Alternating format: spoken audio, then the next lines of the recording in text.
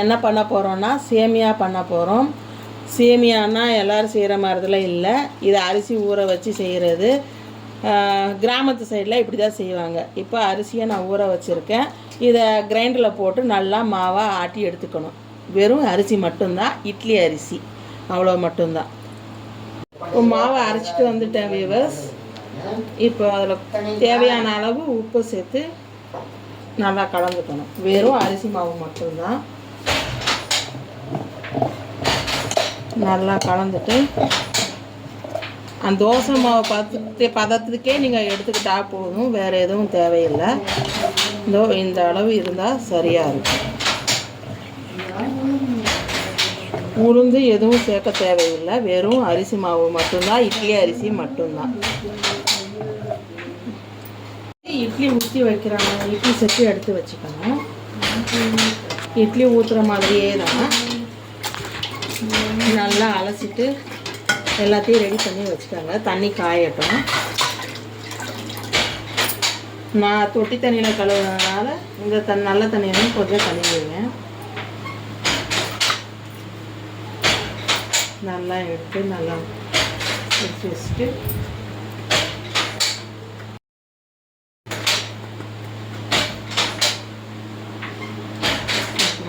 மடித்து வச்சுக்கோங்க. நாங்கள் அப்படியே தான் ஊற்றணும். இதை ரெடி பண்ணி வச்சுட்டேன். அப்புறம் மாவு எடுத்துட்டு இது அரிசி மாவு மட்டும் இருக்கனால தண்ணி மாதிரி இப்படி ஒழுகிட்டே இருக்கும். அதனால் ஒரு சின்ன கிண்ணத்தில் எடுத்துக்கிறேன் அப்படியே ஊற்றுறதுக்கு.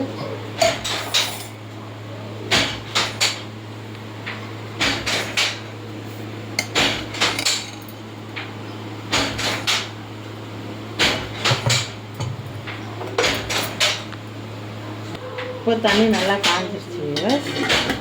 இதை வச்சுக்கலாம். வச்சு இதை அப்படியே எடுத்து ஊற்றிக்கலாம்.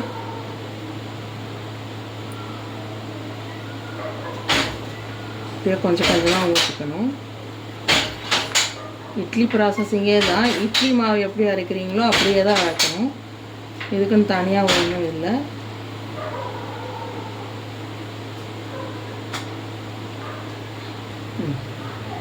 ஃபுல்லாக ஊற்றியாச்சு.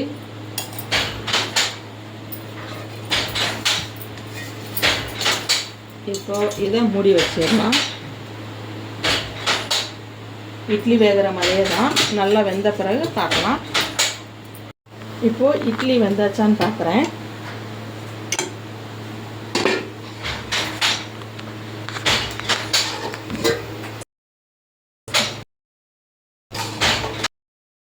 வெந்துருச்சு. வந்தாலே குத்திலாம் பார்த்துடாதீங்க, குத்த முடியாது. ஏன்னா கல்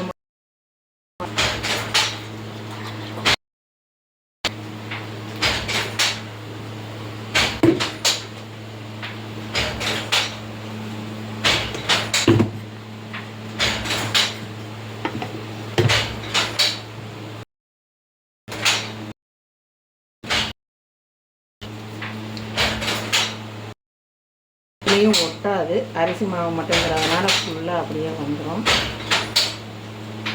மறுபடியும் ஊற்றி வச்சிடலாம்.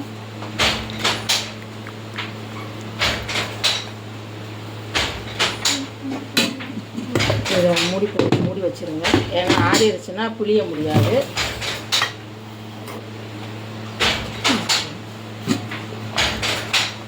இப்போ மறுபடியும் அதே மாதிரி திருப்ப ஒரு தடவை ஊற்றி வச்சிடலாம்.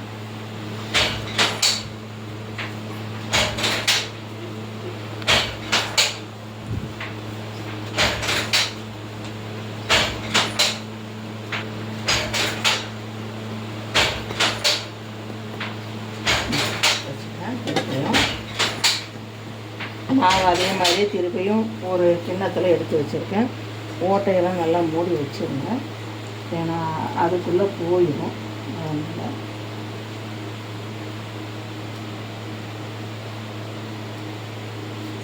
திருப்பியும் ஊற்றுறேன்.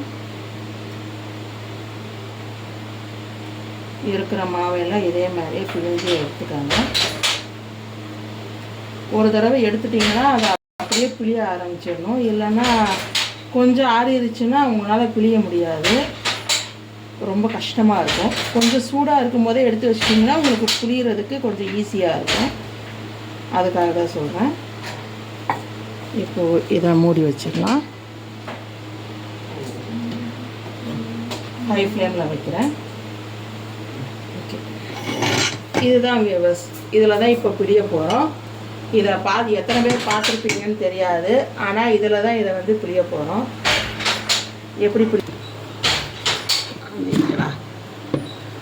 இப்போது இந்த இட்லியை இது உள்ளே இப்படி வைக்கணும்.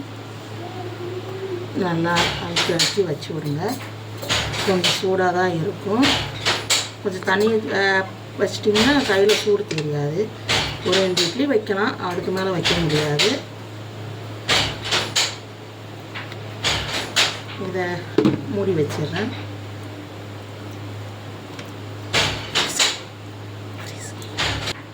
அப்புறம் இதை கரெக்டாக எடுத்து இந்த புளிக்குள்ளே போகிற மாதிரி செட் பண்ணிக்கணும். ஃப்ரீஸ் பார்த்தீங்களா எப்படி வருதுன்னு?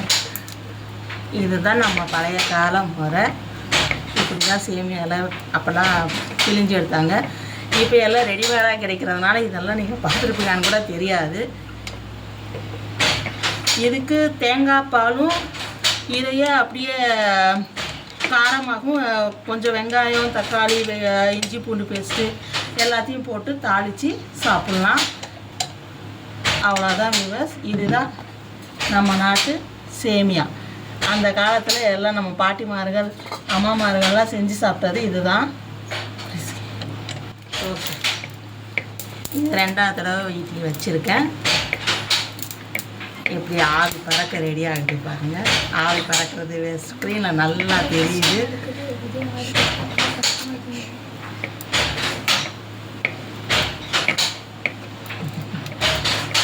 பார்த்தீங்களா எப்படி விழுதுன்னு?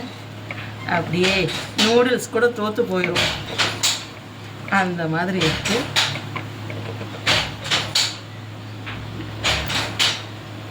பார்த்தீங்களா எவ்வளோ பெருசாக இருக்குன்னு?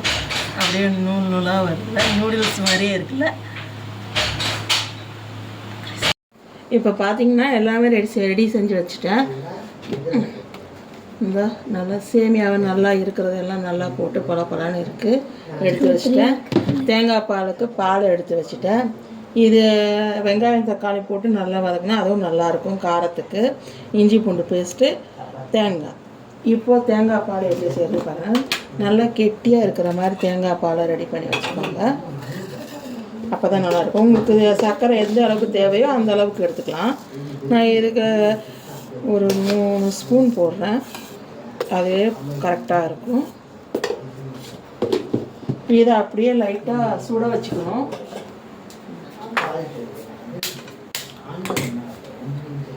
கொஞ்சம் அந்த அந்த சர்க்கரை வந்து கரையிற அளவுக்கு மட்டும் இருந்தால் போதும். நல்லா கொதித்து வரக்கூடாது. கொதித்து வந்தால் நல்லா இருக்காது.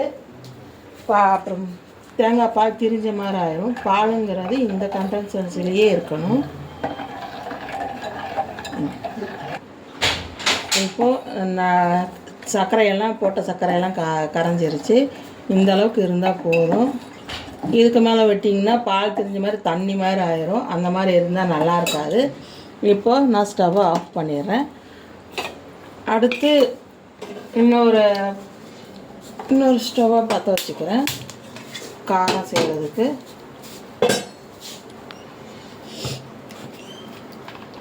உங்களுக்கு எப்படி விருப்பமோ அப்படி செஞ்சு சாப்பிட்லாம், அது நல்லாயிருக்கும்.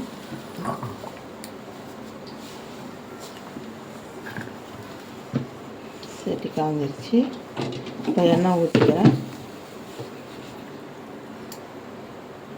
ஒரு 50 ml எண்ணெய் ஊற்றுறேன். நிறைய தேவையில்லை.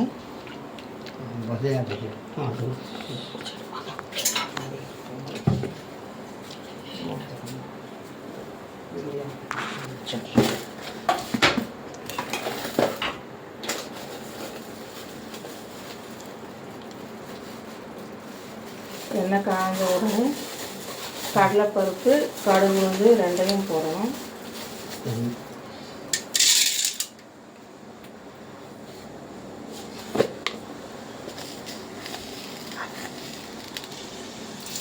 கொஞ்சமாக போட்டால் போதும்.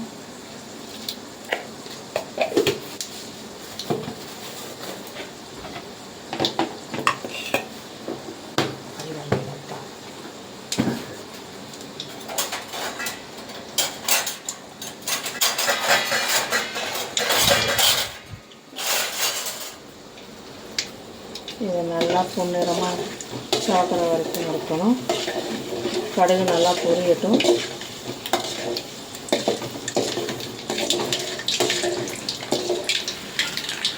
கடுகு நல்லா பொரியுது. இப்போ இந்த நேரத்தில் வெங்காயம் கறியை போட்டுக்கலாம். பச்சை மிளகா ரெண்டையும் சேர்த்து போட்டுருக்கேன்.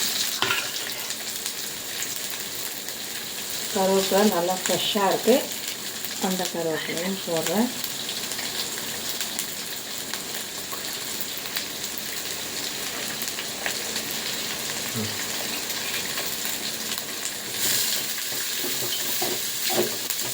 நல்லா பொன்னிறமாக வர வரைக்கும் நல்லா கிளறி விடுங்க. இது பாருங்கள் நல்லா இந்த அளவுக்கு வந்துடுச்சு. இந்த நேரத்தில் தக்காளியை போட்டுக்கலாம். கொஞ்சம் ப்ரௌனிஷாக வரணுங்கிறதுல இல்லை, அப்போ தான் நல்லாயிருக்கும்.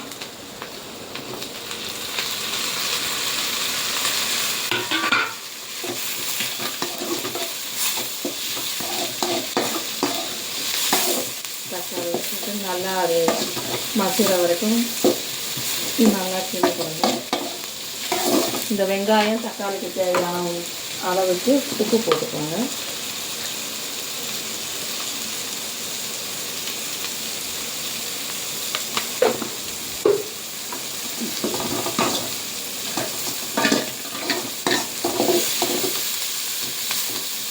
நல்லா வதக்கிடுங்க.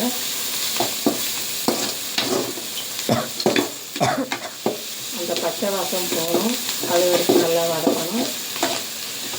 ஓரளவுக்கு நல்லா வதங்கி வச்சுட்டு இந்த நேரத்தில் இஞ்சி பூண்டை இடித்து வச்சுருக்கேன், அதை போட்டுக்கிறேன்.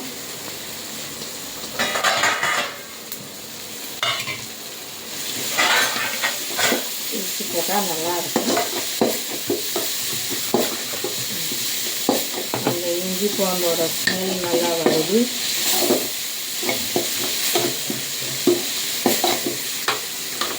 இந்த நேரத்தில் லைட்டாக ஒரு 1/4 டீஸ்பூன், சின்ன டீஸ்பூன் தான், அதில் மஞ்சத்தூள் போட்டுக்கிறேன்.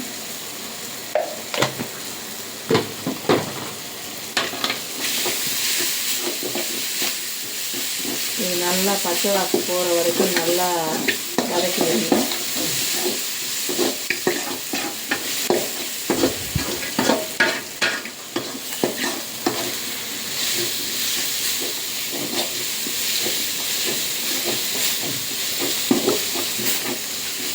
நல்லா வதங்கிட்டுருக்கு. பச்சை வாசம் போயிடுச்சு. இந்த நேரத்தில் சேமியாவை தேவையான அளவு எவ்வளவோ அதை எடுத்து போட்டுக்கோங்க.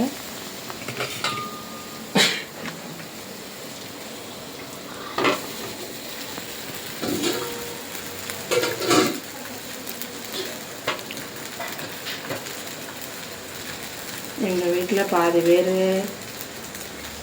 சர்க்கரை பாலை ஊற்றி சாப்பிடுவாங்க, கொஞ்சம் பேர் காரம் வேணும்னு சொல்லுவாங்க. அதனால் அதுக்கு தகுந்த மாதிரி போட்டுருக்கேன். உங்களுக்கு எவ்வளோ தேவையோ அதை போட்டுக்கலாம்.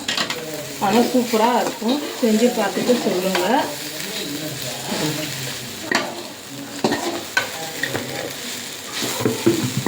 சூப்பராக இருக்கும்.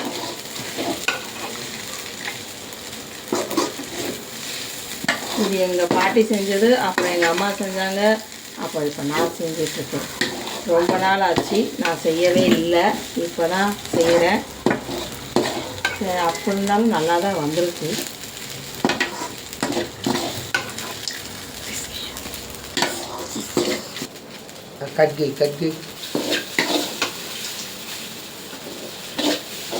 நல்லா இப்போ எல்லாமே சேர்ந்து வந்துருச்சு. இந்த நேரத்தில் தேங்காய் பூவை அப்படியே நல்லா விடுங்க.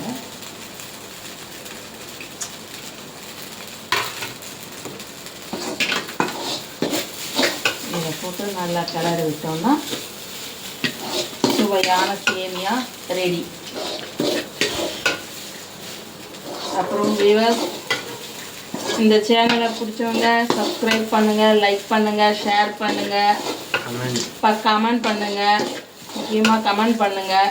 நல்லா இருந்தாலும் சரி, நல்லா இல்லைனாலும் சரி, எதுவாக இருந்தாலும் சொல்லுங்கள். நான் அடுத்த தடவை வேணால் திருத்திக்கிறேன். பக்கத்தில் இருக்கிற பெல் பட்டனையும் கிளிக் பண்ணுங்கள்.